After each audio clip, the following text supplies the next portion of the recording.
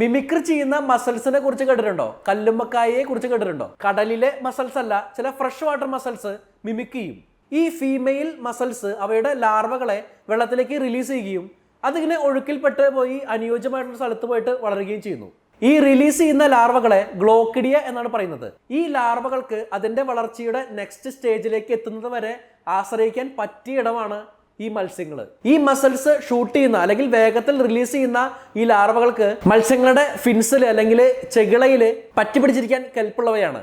അപ്പോൾ ചില fresh water muscles അതിന്റെ മാൻഡിൽ പാർട്ട് കൊണ്ട് ചെറിയ ഫിഷുകളെ പോലുള്ള അപ്പിയറൻസിൽ മൂവ്മെന്റ്സ് ഉണ്ടാക്കുന്നു.